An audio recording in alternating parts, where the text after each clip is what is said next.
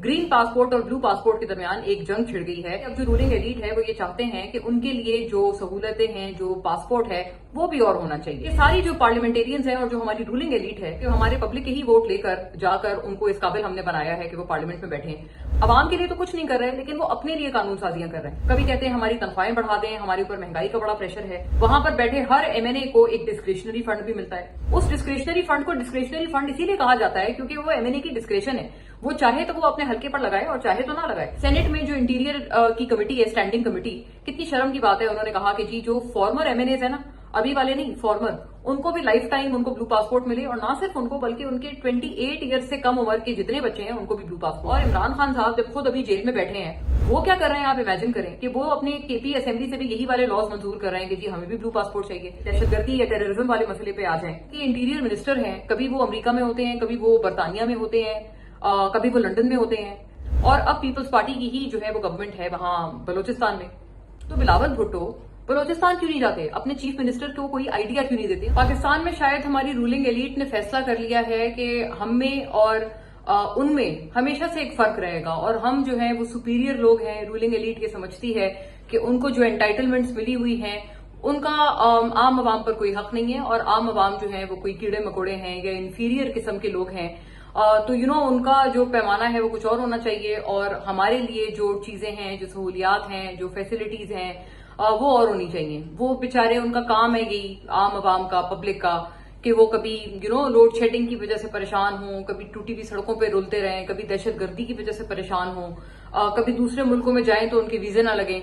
लेकिन हमारे लिए एंटाइटलमेंट होनी चाहिए, ना हमें लोड शेडिंग से कोई फर्क पड़ना चाहिए। दहशतगर्दों का हमला, आम आवाम उससे मरती है मरे, लेकिन खुदा ना खास्ता हमारे ऊपर जो है उसका हमला नहीं आना चाहिए या उसका असर नहीं होना चाहिए। और वीजों का तो हमें प्रॉब्लम ही नहीं होना चाहिए। जिस मुल्क पे हम दुनिया के मैप पे उंगली रखें, वो मुल्क जो है हमें हाथों हाथ बुलाए और कहे आए जी आए, हमें तो आप ही का इंतजार था।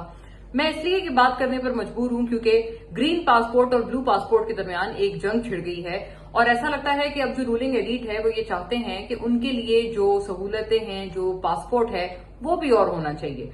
भाई ग्रीन पासपोर्ट आपकी पहचान है, वेदर यू लाइक इट और नॉट। उसकी ग्लोबल रैंकिंग क्या है, उस ग्रीन पासपोर्ट पे किन मुल्कों में दाखिला मिलता है, किन में नहीं मिलता, या उस पे कोई ऐसे मुल्क हैं जो कि आपको ज्यादा टाइम देते हैं आपको वीजा देने के लिए, या कोई ऐसे मुल्क हैं जो आपको वीजा ही नहीं देते। What ever the case is, but जो भी केस है वो बतौर पाकिस्तानी आपको, अगर you should be proud of it. अगर कोई बंदा मुझे मेरे ग्रीन पासपोर्ट पे वीजा नहीं दे रहा, या कोई मुल्क मुझे वीजा नहीं दे रहा, मैं उस मुल्क को कहूंगी हाँ ठीक है, बिल्कुल ना दें, tata bye bye, I am proud of my identity. ये रवैया हमारे पार्लियामेंटेरियंस में क्यों नहीं है? मैं इसलिए ये बात कर रही हूं क्योंकि इस वक्त जो कंट्रोवर्सी चल रही है वो बड़ी शेमफुल किस्म की कंट्रोवर्सी है कि सारी जो पार्लियामेंटेरियंस हैं और जो हमारी रूलिंग एलीट है, हमारे सियासतदान हैं, जो कि हमारे पब्लिक के ही वोट लेकर जाकर उनको इस काबिल हमने बनाया है कि वो पार्लियामेंट में बैठे, वो वहां जाकर अवाम के लिए तो कुछ नहीं कर रहे, लेकिन वो अपने लिए कानून साजियां कर रहे हैं। हर आए दिन कोई ना कोई बिल आ जाता है जिसकी वजह से कंट्रोवर्सी बन जाती है। कभी कहते हैं हमारी तनख्वाहें बढ़ा दें, हमारे ऊपर महंगाई का बड़ा प्रेशर है।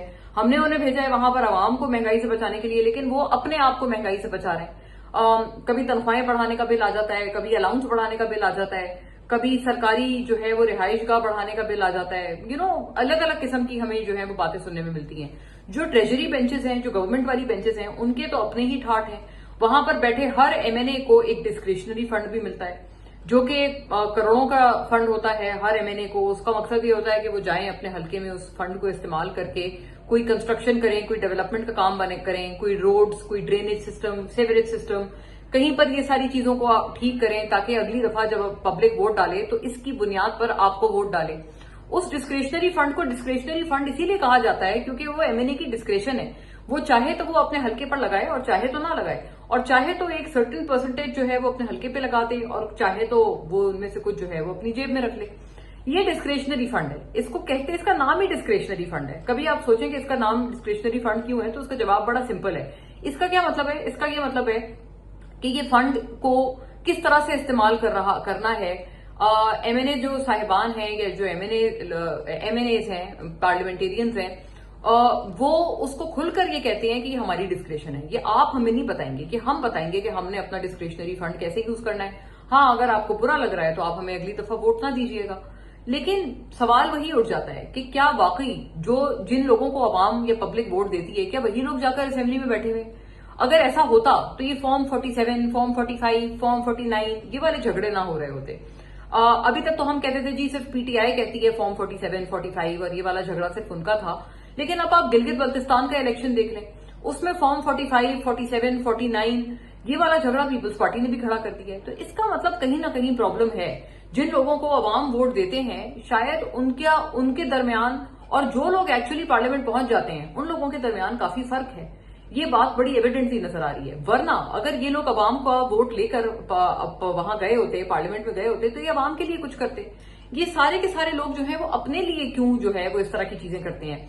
सेनेट में जो इंटीरियर की कमेटी है, स्टैंडिंग कमेटी, कितनी शर्म की बात है, उन्होंने कहा कि जी जो फॉर्मर एमएनएज है ना, अभी वाले नहीं, फॉर्मर, उनको भी लाइफ टाइम उनको ब्लू पासपोर्ट मिले। और ना सिर्फ उनको बल्कि उनके 28 ईयर्स से कम उम्र के जितने बच्चे हैं उनको भी ब्लू पासपोर्ट की एंटाइटलमेंट होनी चाहिए। ये बिल एक्चुअली उस कायमा कमेटी से पास हो गया। अब ये जाकर पार्लियामेंट में पेश होगा और पार्लियामेंट में भी कहा जाएगा कि जी इस वोट को पास कर दें, ताकि हम, ना सिर्फ हम बल्कि हमारे बच्चों के लिए भी ब्लू पासपोर्ट हो। और 28 साल से कम उम्र के बच्चे, मुझे नहीं पता क्या रीजन है, वरना 18 साल जो है वो बालिग एज होती है। हमने तो अपने बड़ी अर्ली एजेस में हमने काम करना शुरू कर दिया था। While I was studying I was also working, ताकि ये कि मैं अपने पेरेंट्स पे डिपेंड ना करूं और उनके ऊपर बोझ ना बनूं अपने एक्सपेंसेस को लेकर। मुझे नहीं समझ आती है कौन से बच्चे हैं जो कि 28 साल की उम्र तक जो है वो अपने पेरेंट्स के ऊपर बोझ बने होते हैं। बट एनीवे, मतलब अगर ऐसे हैं भी तो आप कम से कम उनके लिए ब्लू पासपोर्ट तो ना मांगे, खुदा के लिए कुछ तो कोई लिहाज कर ले, किसी जगह तो रुक जाए आकर। बट पख्तूनख्वा में भी ये कंट्रोवर्शियल किस्म की बात वहां पर भी की है, क्योंकि वो लोग कहते हैं हम तो जी उनसे अलग हैं, हम तो पीएमएलएन वालों की तरह नहीं है, हम पीपल्स पार्टी की तरह नहीं है, हम तो अवामी लोग हैं, हम तो इंसाफ चाहते हैं। इमरान खान और पीटीआई का नारा ही यही था हमेशा से कि जी जस्टिस फॉर ऑल, सबके लिए एक सिस्टम, एक नहीं, दो नहीं, एक पाकिस्तान, यानी अमीर और गरीब का पाकिस्तान अलग अलग नहीं होना चाहिए, एक ही होने चाहिए। ये फंडामेंटली स्पीकिंग तो चीजें बड़ी अच्छी हैं। और इमरान खान साहब जब खुद अभी जेल में बैठे हैं तो इस वक्त तो उनकी पार्टी को, उनके विजन को और ज्यादा प्रोटेक्ट करना चाहिए। वो क्या कर रहे हैं, आप इमेजिन करें कि वो अपने केपी असेंबली से भी यही वाले लॉज मंजूर कर रहे हैं कि जी हमें भी ब्लू पासपोर्ट चाहिए, हमारी फैमिली को भी चाहिए, और जो चीजें इस तरह की हों और फैमिली को जो ब्लू पासपोर्ट मिले, और वोट लाइफ टाइम भी होना चाहिए। क्योंकि उसका रीजन क्या बताते हैं, रीजन ये कि जी दूसरे असेंबलीज ये कर रहे हैं। तो अगर दूसरे असेंबलीज ये कर रहे हैं और अगर दूसरी पार्टीज जो है वो ये सारा कर रही हैं, तो फिर आप ये क्लेम करने वाले कोई नहीं होते कि जी हम बड़े पाक लोग हैं, हम बड़े पाक साफ लोग हैं, और ये लोग जो है ये करप्ट लोग हैं, ये करप्ट हैं, ये गंदे लोग हैं, ये खराब लोग हैं, हम बहुत अच्छे लोग हैं। फिर तो आपका क्लेम ही खत्म हो गया। ये तो आप आर्ग्यूमेंट ही यहीं पर मर गया, अपनी मौत आपके तहत ये आर्ग्यूमेंट मर गया। अच्छा, अब थोड़ी सी ब्लू पासपोर्ट से हटकर आप जो है वो ये दहशतगर्दी या टेररिज्म वाले मसले पे आ जाएं। बलोचिस्तान में जो हो रहा है, मैंने पिछले एक वीलॉग में भी, बल्कि कई अपने वीलॉग्स में इसकी बात की, और अभी और ज्यादा ये कंसर्न्स हमारे लिए बढ़ गए हैं जिस तरह के वाकयात वहां पर हो रहे हैं। ऑपरेशन शबान, मिलिट्री तो अपना काम वहां कर रहे हैं, उन्होंने एक ऑपरेशन किया हुआ है, और उनके जो उनके सिक्योरिटी के जवान हैं वो आए रोज उनकी शहादत की हम खबरें सुनते हैं। हमारे कौम के, हमारे मुल्क के सबसे काबिल बच्चे, सबसे काबिल जवान, उनको फौज में भर्ती किया जाता है। फौज का क्राइटेरिया भी कुछ इसी तरह का है कि अलग अलग टेस्ट से आपने गुजरना पड़ता है। फिजिकल टेस्ट है, फिर रिटन टेस्ट है, मेंटल टेस्ट है, हर तरह का टेस्ट देकर अगर आप क्वालिफाई होते हैं तो इसका मतलब ये कि you have to be one of the best. आपको एक सर्टेन क्राइटेरिया से बेहतर होना पड़ता है, तभी आप क्वालिफाई करते हैं और आपका फौज में दाखिला होता है। और उनके ऊपर जाहिर है हमारा बहुत सारे हमारे रिसोर्सेज लगते हैं उनको ट्रेन करने में, उनको एक लेवल तक पहुंचाने में, उनके कैपेबिलिटीज को बेहतर बनाने में। आप हमारे कौम के बेहतरीन बच्चों को और हमारा जिनके ऊपर कीमती असासा लगा है, हमारे वो जवानों को आप शहीद कर रहे हैं। फौज तो वहां पर कर रही है अपना काम जो उन्होंने करना है, सिविलियन लीडरशिप क्या कर रही है? ये सवाल हम इसलिए पूछ रहे हैं कि बहुत अच्छी बात है, प्राइम मिनिस्टर शहबाज शरीफ ने एक ट्रिप किया और वो गए वहां पर बलोचिस्तान में, उन्होंने वहां जाके विजिट किया। उसके बाद क्या हुआ? जो उनके इंटीरियर मिनिस्टर हैं, कभी वो अमेरिका में होते हैं, कभी वो बरतानिया में होते हैं, कभी वो लंदन में होते हैं, वो वहां क्यों नहीं जा रहे? वो इंटीरियर मिनिस्टर हैं, ये उनकी पिवटल ड्यूटी है। वो अक्सर लोग कहेंगे वो इसलिए नहीं जा रहे क्योंकि वो फॉरेन मिनिस्ट्री का काम कर रहे हैं, विच इज करेक्ट ऑल्सो, क्योंकि वो अगर ऐसे दौरे कर रहे हैं तो ये तो फॉरेन मिनिस्ट्री का काम है। तो फिर फॉरेन मिनिस्ट्री क्या कर रही है? फॉरेन मिनिस्ट्री इस वक्त ओआईसी का जो यहाँ इस्लामाबाद में एक ओआईसी वुमेन कॉन्फ्रेंस हो रही है, उसमें इसाक डार साहब हैं, फॉरेन मिनिस्टर ऑफ पाकिस्तान। तो वो यहाँ क्यों है, वो वहां क्यों नहीं है? ये एक अजीब सी जो है एक खिचड़ी पकी हुई है कि काबीना में जिसका जो काम है वो नहीं कर रहा और जिसका जो काम नहीं है वो कर रहा है। मतलब एक बिल्कुल एक केओस है, केओटिक सिचुएशन है। फिर मजे की एक और बात बताऊं कि पीपल्स पार्टी की गवर्नमेंट है, सरफराज बुगटी ने, मैंने पिछले व्लॉग में भी इसका जिक्र किया कि सरफराज बुगटी जो है उन्होंने पीपल्स पार्टी को शॉर्टली बिफोर 2024 इलेक्शन ज्वाइन किया था और अब पीपल्स पार्टी की ही जो है वो गवर्नमेंट है वहां बलूचिस्तान में। इतना एक दिल खराश वाकया हुआ, ऑपरेशन शबान चल रहा है एक तरफ और दूसरी तरफ 5 बेकसूर मासूम जो पंजाबी लेबरर्स थे जो कि वहां नाई का काम कर रहे थे, नाई की दुकान चला रहे थे, अपनी मेहनत से अपनी रोजी रोटी कमा रहे थे, अपने घर वालों को भेजते होंगे, उनके लिए वो नोगो एरिया बन गया है क्या बलूचिस्तान? उनको बिल्कुल एक सफाक अंदाज में दहशतगर्दों ने कत्ल कर दिया, उनको शहीद कर दिया।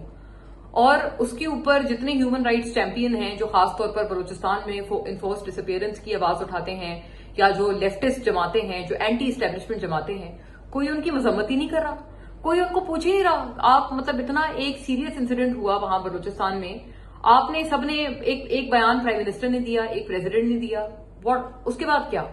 कुछ भी नहीं। ना जो राइट विंग जमाते हैं ना वो इसके ऊपर परेशान नजर आ रही हैं, ना लेफ्ट विंग जमातें परेशान नजर आ रही हैं जो अपने आप को ह्यूमन राइट्स चैंपियन कहती हैं। ये निहत्ते शहरी थे, निहत्ते मासूम पाकिस्तानी थे, अपनी रोजी रोटी कमा रहे थे रिस्पेक्ट से, क्या बिगाड़ा था उन्होंने किसी का? उनको इस तरह से शहीद किया गया। पीपल्स पार्टी की वहां गवर्नमेंट है, बिलावल साहब चेयरमैन है पीपल्स पार्टी के, वो वहां क्यों नहीं गए अभी तक बलूचिस्तान? वो गिलगित चले गए, गिलगित में जाके उन्होंने अपना चीफ मिनिस्टर भी लगा दिया, बहुत अच्छी बात है। कश्मीर के इलेक्शन में भी जो है काफी कंज्यूम्ड हैं बिलावल साहब, तो बिलावल भुट्टो बलूचिस्तान क्यों नहीं जाते? अपने चीफ मिनिस्टर को कोई आइडिया क्यों नहीं देते? उनकी कोई हेल्प क्यों नहीं करते? वहां ऑन ग्राउंड ले जाकर कोई सिचुएशन क्यों नहीं पता करते कि वहां चल क्या रहा है? एंड मे बी कोई उनकी इनपुट्स हो तो उस इनपुट को बेहतर करें, या फिर बलूचिस्तान के मुद्दे पर आप कोई ज्वाइंट पार्लियामेंट का कोई इजलास बुलाएं। मेरे प्रोग्राम में जो शाहिद रिंद हैं, जो गवर्नमेंट ऑफ बलूचिस्तान के स्पोक्स पर्सन है, वो भी ये बात करके गए कि हम चाहते हैं कि बलूचिस्तान के इशू पर एक ज्वाइंट पार्लियामेंट का सेशन हो और उसमें हम लोग भी आएंगे, हमारे चीफ मिनिस्टर आएंगे और हम जो है उनको बताएंगे, ब्रीफ करेंगे सिचुएशन, और जो भी हमें हल बताया जाता है हम उसको मानेंगे। इट्स अ गुड आइडिया, लेकिन इस आइडिया को एग्जीक्यूट क्यों नहीं किया जाता?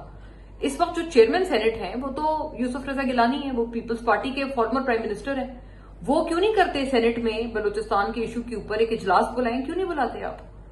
तो एक डिस्कनेक्ट नजर आता है कि वहां पीपल्स पार्टी की गवर्नमेंट है लेकिन ऐसा लगता है कि कोई और ही चैप्टर वहां ऑपरेट कर रहा है। जो पीपल्स पार्टी सेंट्रल पार्टी है, जो बिलावल भुट्टो और आसिफ अली जरदारी, प्रेसिडेंट जरदारी की पार्टी है, उसका एक डिस्कनेक्ट है बलूचिस्तान वाली पीपल्स पार्टी से जिसकी वहां पर प्रोविंशियल गवर्नमेंट है।